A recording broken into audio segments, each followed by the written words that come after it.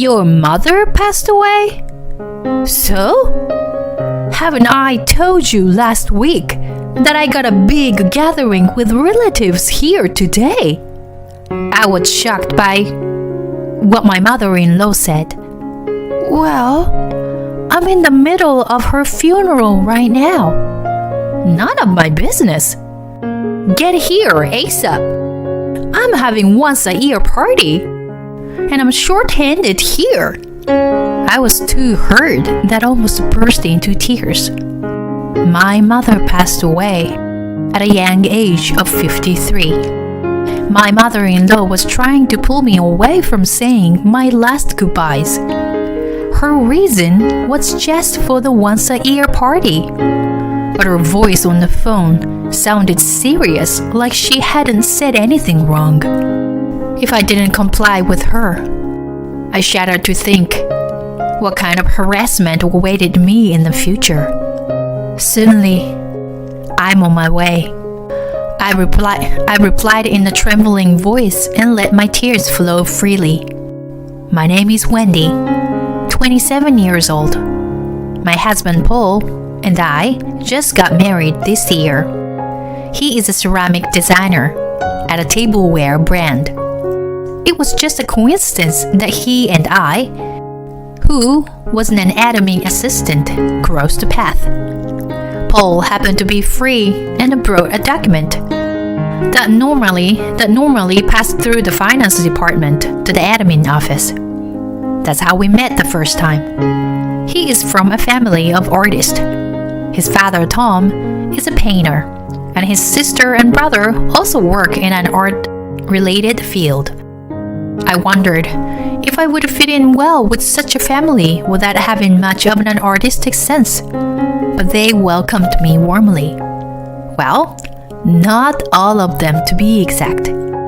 There is one person who is displeased with me for suddenly appearing and settling with her son.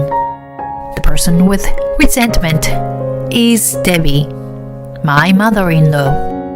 She's been especially fond of Paul, who is the most talented among her children.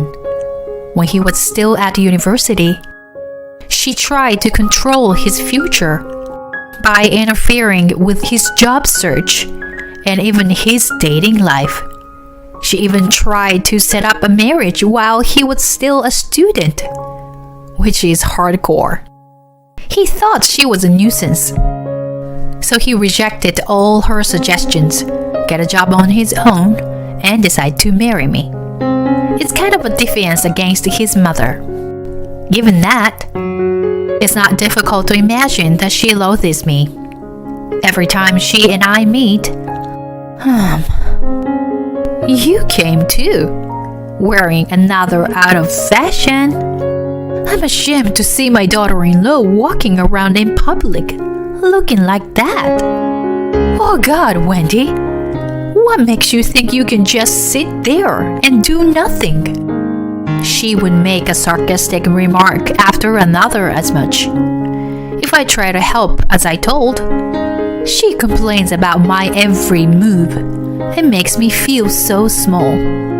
Fortunately, Paul and the rest of the family don't just watch it happen. My mom's treatment of you, it's so terrible.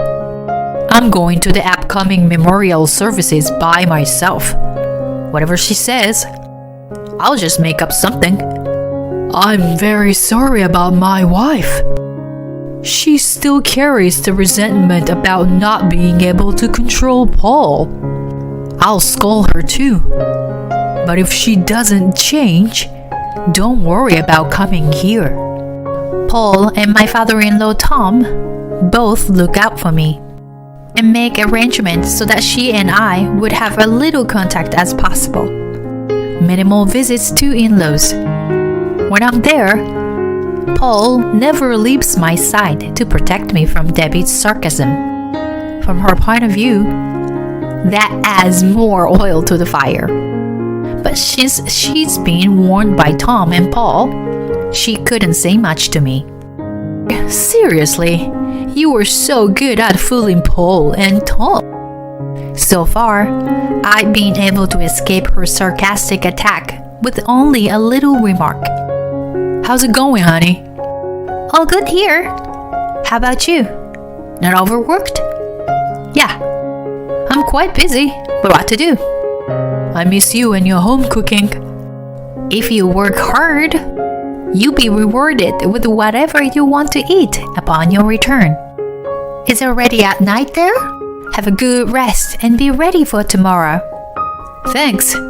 I'll go sleep now," I said as I hang up the international call. Paul's business trip abroad was suddenly decided last week.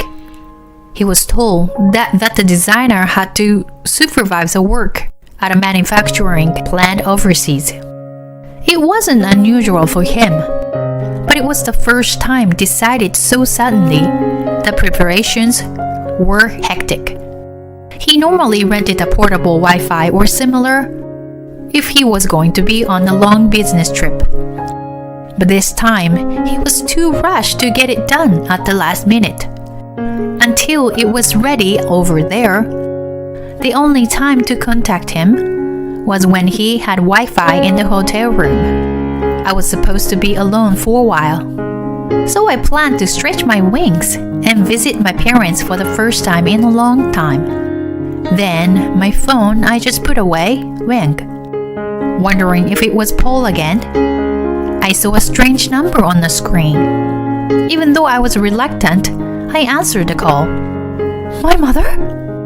It was from the hospital where my mother was taken to after the car accident.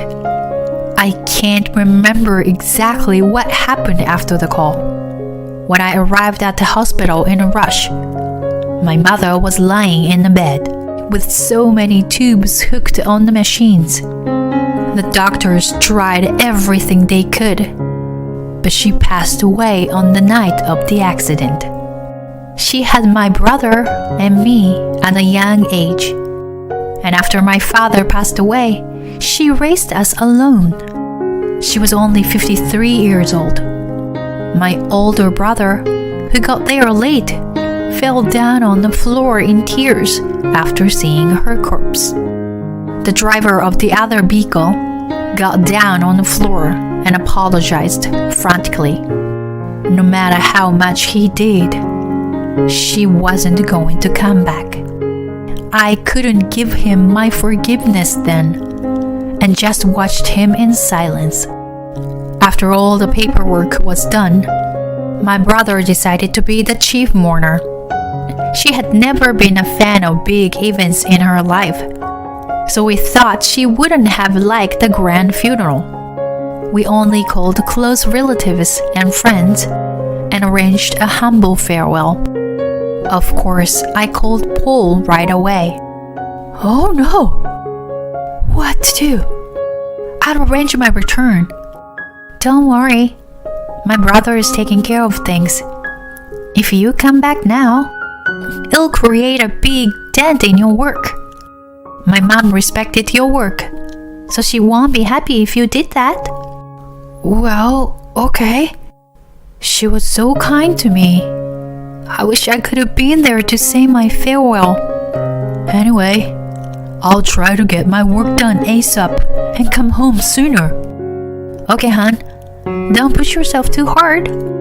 He and my mother had a good relationship. I could hear him fighting back tears on the other end of the phone, and I almost cried along.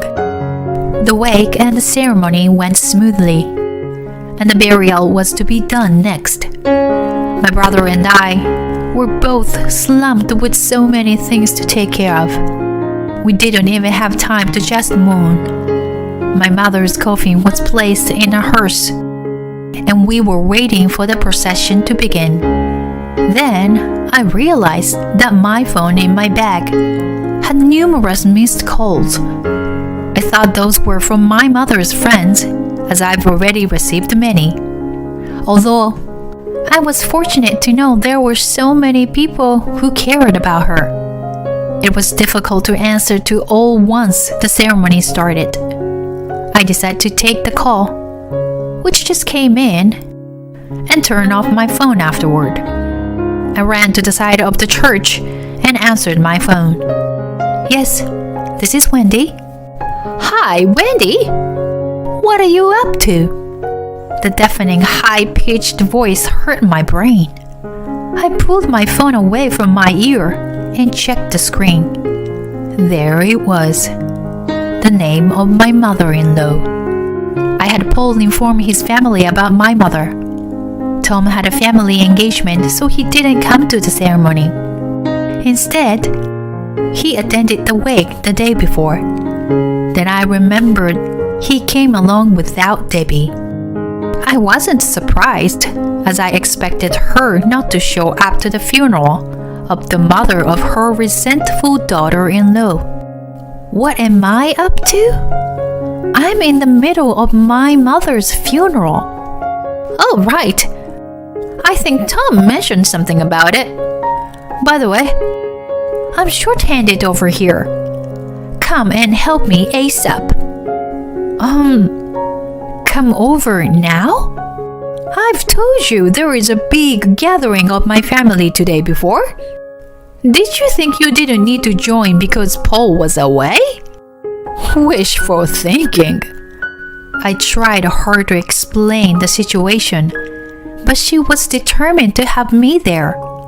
In the end, she asserted, "So what if your mother's dead? You got more important things to do here. Don't you play a heroine of the tragedy." She stabbed my heart with such force. It was the very last moment of funeral with my mother. But if I didn't comply with her, I shuddered to think what kind of harassment awaited me in the future. I told my brother that I had some errands to run and drove off in a car. Fortunately, the in-laws' house wasn't so far from the church. I didn't even try to wipe my tears off and just maneuvered the handle. When I entered the in-laws' house, all the relatives were startled. No wonder, as I was in a plain black dress suit in a group of the cheerfully dressed crowd, and anyone could tell that I had been crying. Debbie rushed over to me, not caring everyone was watching, and she spoke in a loud voice. "Finally, you're here! It's been hectic without enough help. At such an important time like this, making excuses about your family and stuff. I wonder if you have any sense of being a daughter-in-law of this family. In a situation like mine, who cared about your party?" "Wendy?" With no energy to argue, I was about to be dragged into the kitchen by Debbie. But I stopped when I was called from behind. I turned around to see one of the relatives with whom Paul had some business interactions, looking at me with a surprised look on his face. He seemed to find it hard to believe that I was there. "Why are you here?" Before I could answer him, Debbie quickly intervened. "I called her up in a hurry because there weren't enough people in the kitchen." Wendy tried to bail out with the excuse of some family stuff, even though everyone has gathered here. How dare she make up a lie in front of me? "But your mother is Heather Williams, right?" "Yes, right. My company informed me that she passed away, and there is a funeral today. I was told that the outsiders weren't allowed to attend, but prepare a condolence message. I am truly sorry for your loss. This happened so suddenly." "Thank you." Debbie looked puzzled at the exchange between me and the relative. She seemed to be totally at loss. The relative gave me a pat on my shoulder, scowled at her. "Debbie, dragging out a person who just lost her mother like this is indeed heartless," he sternly scolded her. Suddenly yelled at. She didn't seem to have a grip on reality and looked around pleadingly with blinking eyes. But all the relatives around us seemed to have known about my mother's obituary and gave her a cold stares. But wait, why? Why do you all know about her mother's passing? Of course, the death of the famous potter is the top news in the industry. My mother had made a name for herself as a potter for several years. It was originally one of the hobbies she took up when my brother and I became independent, but she quickly developed the talent for it. She became an up-and-coming craft artist whose name was known in the industry. Paul, who works for a tableware brand, and Tom, who was a painter, knew about and interacted with her. But Debbie was the only one who wasn't aware of it. In any way, it was easy to find out my mother was a potter with a click of a search. And I wasn't intentionally hiding the fact. It was just that she had no interest in me and never tried to get to know me. Most of the relatives from Tom's artsy family side were also involved in the art scene. There was even a few of them who offered to attend the funeral, but I had to turn them down for the reason being a closed ceremony. You didn't know that Wendy was the daughter of Heather, did you? In any case, you were an awful mother-in-law. She's clearly grieving. Yet you forced her to come to this meaningless gathering. The buzzing relatives were all judgmental towards Debbie. No, I didn't mean. Debbie looked flustered. Tried to say something in her defense, but her words were all jumbled and incomprehensible. Hearing the commotion, Tom rushed towards us through the crowd. He looked startled at the sight of me, and then immediately glared at Debbie. Debbie, what have you done? No, Tom, I didn't. Wendy. Tom turned to me, ignoring Debbie's mumble, and said, You better go back to the funeral now. I am so sorry, Wendy. She troubled you at a difficult time. He gave me a warm hug and prompted me to leave. I hastily walked out of the house toward my car. No, this is not what you think. Please, listen. I heard Debbie's desperate scream coming out of the house, but I could care less at that point. I drove as fast as I could to the ceremony and was able to see my mother's coffin lowered into the ground. My brother was a little upset that I had left him alone to deal with everything, but I told him what really happened. What a pain in the butt! He was sympathetic and even seemed to be holding back his anger. A few days after the burial, Paul was able to finish his work and returned. We went to the gravesite to pray together. He deeply mourned my mother's passing, saying that he had respected her craftsmanship even before we met. Since the incident, Tom demanded a divorce from Debbie. He had been troubled by her, who tended to be vain and out of control, just because she was a wife of a famous artist. When he was shown the insane behavior of pulling me out of a funeral to help at her party, he became completely disgusted with her. Debbie, who quit her job after marrying Tom and had been living a comfortable life as a housewife, is baffled and is resisting the divorce. Paul says if it went to trial, she would have no chance. Debbie had spent a large sum of Tom's saving in vain, and he has kept all the bank settlements as proof. I wonder if she would be able to make ends meet on her own after living a comfortable life as a housewife. But I remind myself that there is no need for me to worry about her. Our plan, my sister and brother are planning to move, so my mom won't come and bother them. Wow, seriously? She's been a pain in the neck to everyone in our family. By the way, hon, if you don't mind, shall we move too? During the business trip, I was asked to work there. You mean in Paris? Yeah. I know it might be a lot of trouble for you, but I'm astounded by the sudden, such a big suggestion. Relocating in Paris. It doesn't sound real to me. I have my mother's grave to take care of, and of course my work. So it's hard to decide right now, but sure, if you want to give it a try, I'll go along with you. I want to trust the person next to me.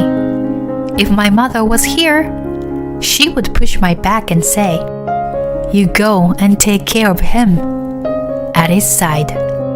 New life in a new environment. With this thought, I feel my gaze naturally look straight ahead.